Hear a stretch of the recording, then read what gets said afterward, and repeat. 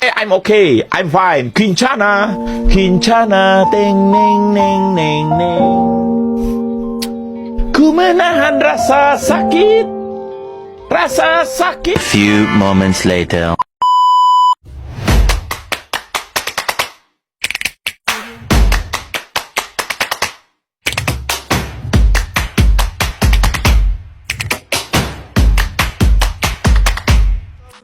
Assalamualaikum warahmatullahi wabarakatuh. Perkenalkan, saya Mirna Mokodongan, mahasiswa semester 3 Manajemen Pendidikan Islam, NIM 24124001. Baiklah, saya akan menjelaskan mengenai materi tentang konsep dasar penerimaan peserta didik baru, kebijakan, sistem, dan orientasi. Dengan poin pertama, identifikasi kendala dalam penerapan kebijakan dan sistem penerima siswa baru. Poin kedua, tentang identifikasi potensi penyimpangan pada masa orientasi peserta didik baru dan contoh dari kedua poin tersebut. Konsep dasar penerimaan peserta didik.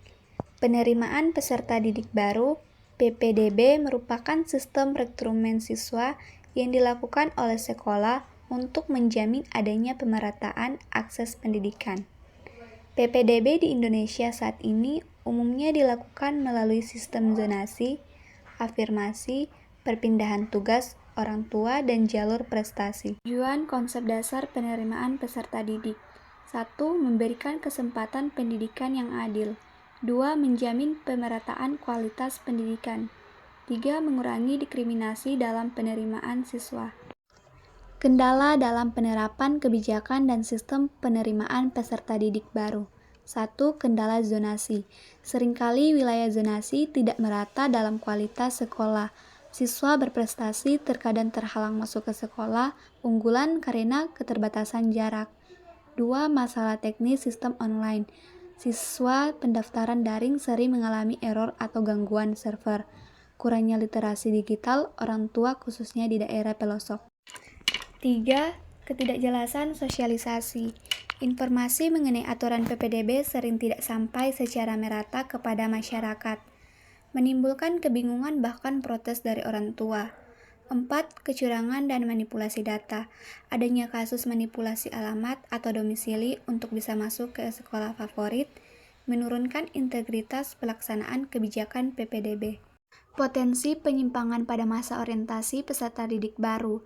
Masa orientasi peserta didik baru sejatinya bertujuan untuk mengenalkan lingkungan sekolah, budaya akademik, serta menumbuhkan rasa kebersamaan, namun dalam praktiknya masih sering terjadi penyimpangan, misalnya 1. Perpeloncoan atau kekerasan.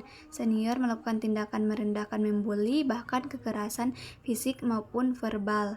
2. Pemberian tugas yang tidak relevan. Peserta didik baru dipaksa membawa barang aneh dan tidak ada hubungannya dengan pembelajaran.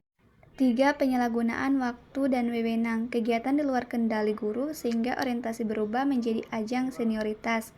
4. Kurangnya pengawasan guru membuka peluang bagi senior untuk bertindak di luar aturan yang telah ditetapkan. Berikut contoh nyatanya. Kasus kendala PPDB pada tahun 2023 banyak diberitakan adanya orang tua yang memalsukan domisili agar anaknya bisa masuk ke sekolah favorit sehingga menimbulkan ketidakadilan bagi peserta didik lain. Kasus kedua, kasus orientasi siswa. Beberapa tahun terakhir masih ditemukan praktik perpeloncoan saat MPLS di sejumlah sekolah yang sampai viral di media sosial meskipun sudah ada larangan resmi dari Kemdikbud.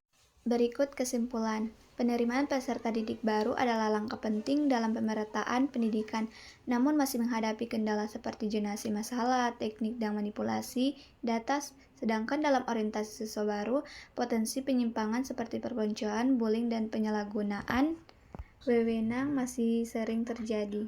Harapannya dengan pengawasan yang lebih ketat, pemanfaatan teknologi yang lebih baik, serta peran aktif guru dan orang tua, maka sistem penerimaan siswa baru dan orientasi dapat berjalan sesuai tujuan awalnya, yaitu untuk membangun pendidikan yang berkualitas, adil, dan bermartabat. Sekian, terima kasih telah menonton video ini dari awal hingga akhir. Semoga bermanfaat untuk kita semua.